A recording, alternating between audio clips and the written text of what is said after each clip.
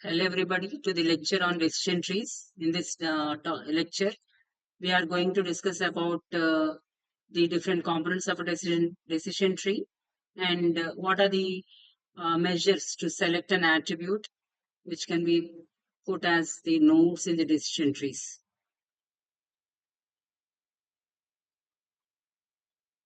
So, shall we see what is a decision tree? Yes, a decision tree is nothing but it is having a tree-like structure and it also simulates a flow chart. That is the sequence in which it flows by testing the conditions, and if those conditions are true, if it is yes or no, any condition is checked, and if it is yes or no, depending on it, you are going to uh, take the action. Here, different parts of this decision tree are one is internal node, which denotes the feature, and the other one is a branch. A graph or a tree will have two things. One is node, the other one is branch or the edge between the nodes, and this denotes the rules. And you're also having leaf nodes, that is, which will try to tell the result of the algorithm. After performing the whole process, you'll get some result. And if that result matches with our target, then we end with this algorithm. And this decision tree is used both for classification and regression problems. And it's a versatile supervised machine learning algorithm. Supervised machine learning algorithm, that means you're having the knowledge beforehand. Yeah, you can see the diagram of a decision tree. Here you're having root node, the decision node, and the branches, that is a child, whether yes or no. If it satisfies, then again it may go to the terminal node or the decision node here. And there again, if any decision node occurs, again a decision is made based on the condition and the situation that is going on the problem. And then you try to go to the next node. So here we can see that a small diagram for the decision tree, which is deciding whether the person who had come to a hotel will wait for some time to dine in that hotel or not. So here we took some attributes like patrons, how much time should he wait there, and is there any alternate? Is he hungry? So that if he's hungry, then if there are no other alternatives, he'll certainly wait for dining in that particular hotel. So upon the branches or the connection edges, you can see that for patrons, there are the three different types, that is none, some, full. So if patrons, that is, if anybody is waiting in the hotel and there are nobody, you doubt that food is tasty or not, and that's why you will leave. And if there are some patrons, you'll definitely go inside the hotel and dine in that table.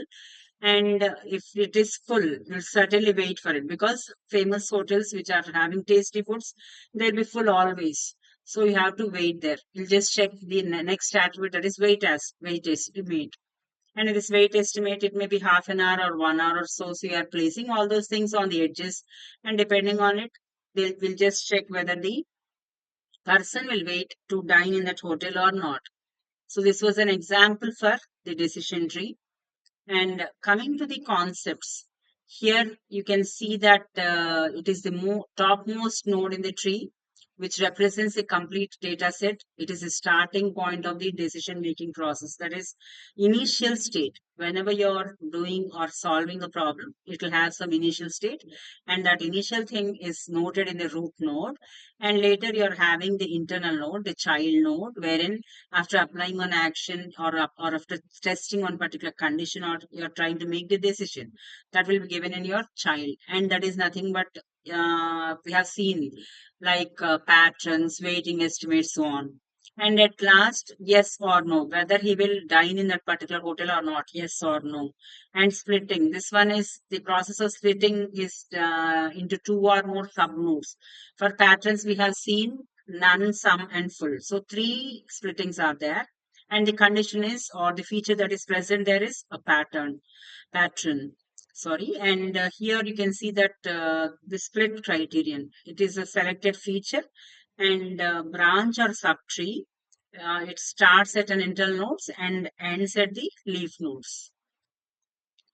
The node that divides it into one or more child nodes. That is where the decision is checked for, is called as the parent node, and the after checking it, then the child node will emerge.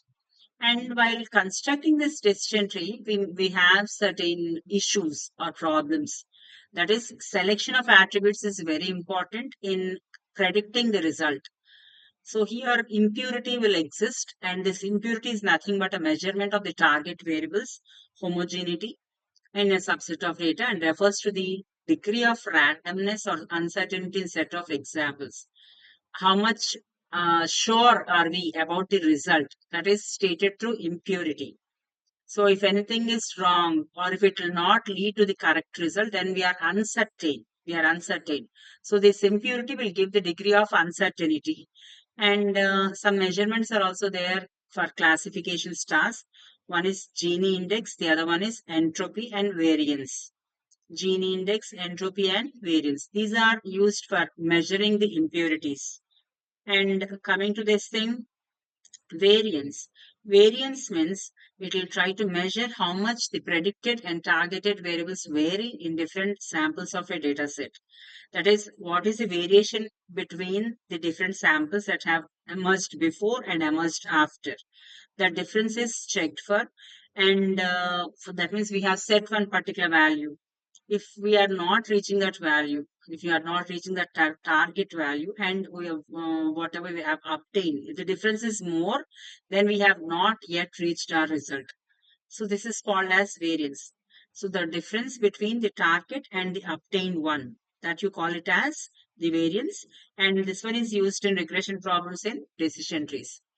And this is another concept which is used to measure the variance of regression tasks, that is mean squared error. You can also call it as mean absolute error, and the other things are also given: mean squared error, mean absolute error, and half Poisson deviance. All these are used to measure the variance for the regression task in a decision tree. And as we know that decision tree is used both in classification and regression, we can use the above measures. And coming to the other topic, that is another point in the concept of decision tree, is information gain. In this information gain, the name itself tells about it, that it's a measure of reduction in impurity. When do you gain information? When something uncertain information is minimized, then you gain the information. So here you are trying to find out the measure of reduction in impurity achieved by splitting a data set on a particular feature in a decision tree. And this the criteria for splitting, the criteria for splitting will be found out or determined by the feature, and that feature should give us more information. It should give us more information to obtain the correct result, and that is used to determine the most informative feature to split on at each node of the tree with the goal of creating pure subsets. So if you are choosing a correct feature, it will definitely lead you to the correct result. And if not, if anything unnecessary is present, which is not of any use, then you try to cut it off. And that you call it as pruning in the decision trees. The process of removing branches from the tree which do not provide any additional information, and they will lead to overfitting. That means it is not necessary. It is more than enough. Then what do? You just cut it off or you prune off the tree. Next is attribution selection measures. We are starting with our concept called attribution selection measures. We have already seen what is a tree, what are the nodes, what are the internal nodes, what are the leaf nodes, and we also have seen the impurities, how they are measured, and what is meant by information gain. Now let us see how these things are defined very clearly now. So coming to this point, construction of a decision tree, you can just try as it is supervised learning algorithm. It can be learned by splitting the source set into subsets based on the attribute selection measures. You are trying to split the source set. Whichever source set had been given, you are trying to divide it into some subsets. And how are you going to divide it? You are going to divide it based on the attribution selection measures. And this ASM, or the attribute selection measure, is a criterion. It's a criterion which is used in decision tree algorithms for evaluating the usefulness of different attributes for fitting the data set. And the other one, the goal of ASM is to identify the attribute that will create the most homogeneous subsets of data after the split, thereby maximizing the information gain. So here, the goal of this thing is to identify the attribute which is giving you maximum information. And this process is repeated on each derived subset in a recursive manner. And this thing, partitioning it, you call it as recursive partitioning. And attribute selection measures come in continuation. Here, this you perform the task repeatedly until you get the correct thing, or when the subsetted node has the same value as the target variable. Whichever you are setting your target, if you reach that particular target, then you can stop doing this thing. And if you obtain any leaf node wherein you can't go further, then you stop doing it. And construction of a decision tree classifier, it does not require any domain knowledge or any parameter setting. So this is appropriate for exploratory knowledge discovery. That means instantly you can whatever thing is present current, this is dynamic, somewhat dynamic. Everything is not fixed, but everything will be new and it should be explored. In such cases, this will suit best. And coming to the other thing, decision trees can handle high dimensional data of various ranges, but it takes much space, which we should just take care of. And now we are going to see the entropy, the measure of impurity. That is, here entropy is nothing but degree of uncertainty is measured.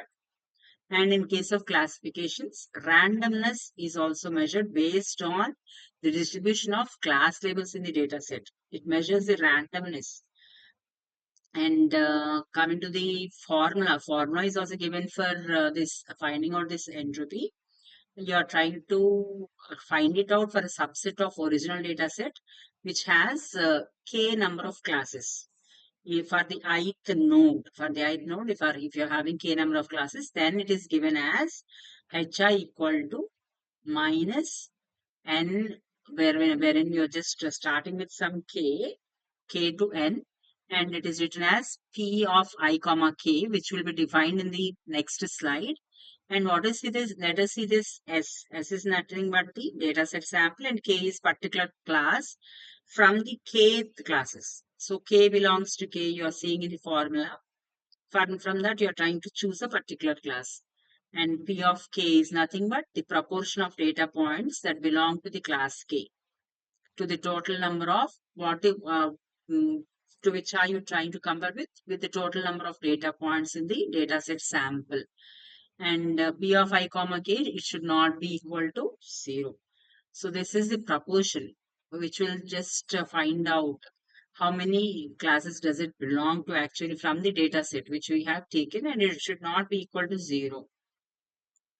Next, what happens if entropy equal to 0? So what does it mean? You don't find any different classes. All the instances belong to the same class and indicates no uncertainty. The uncertainty had been reduced. So in that stage, entropy will be equal to 0.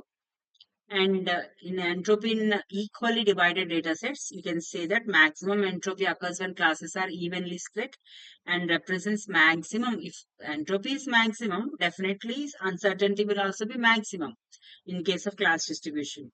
And role of entropy in splitting, used to evaluate the quality of splits in decision trees. So this one tries to, as you're seeing, you're trying to measure the uncertainty, isn't it? So when you're trying to measure the uncertainty, you're trying to evaluate the quality of splits. And hope you understood that the entropy should be minimum. The entropy should be minimum, so that in resulting subsets, it will create more homogeneous groups based on the class labels. And selecting this best attribute, highest information gain. Here, You can see that if entropy equal to 0, then the information gain will be high. And this is also a recursive process. The other thing we are going to discuss is gene impurity in decision trees. And gene impurity also measures how accurate a split is within the classified groups. So whether the split is accurate or not, if it is not accurate, it is not going to lead to correct result, or correct target is not going to be obtained. And it ranges from 0 to 1. 0 means all observations belong to a single class. That means there is nothing wrong in it. If it is good, if it is perfect, then it is 0. And if it is 1, it indicates that random distribution of classes with high impurity. 0 means less impurity or no impurity, and 1 means high impurity. So this one is also a decision tree metric, and low gene impurity is better for more homogeneous split.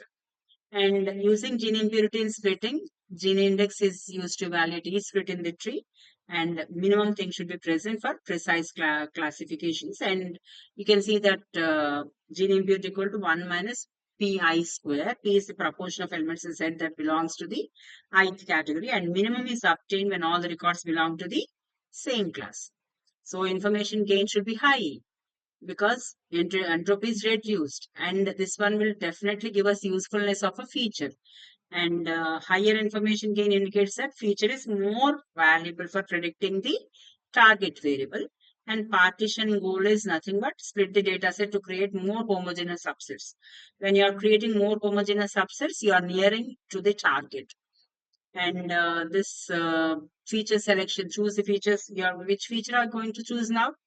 Less entropy and more information gain. And this will lead to a more accurate decision tree, which will maximize classification precision at each level.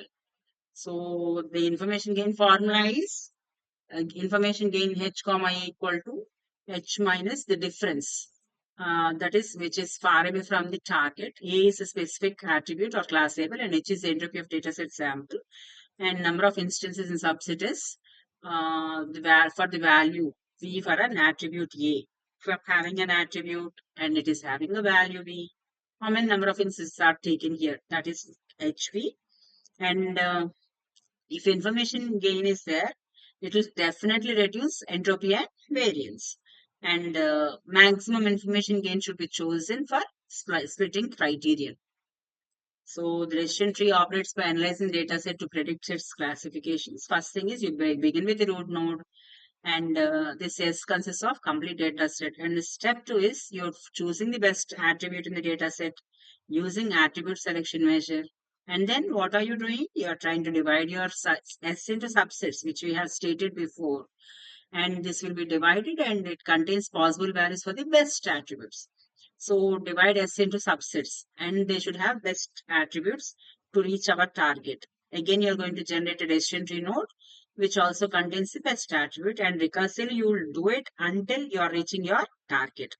And when you reach that particular thing, you can just stop classification, and the final node will be called as leaf node.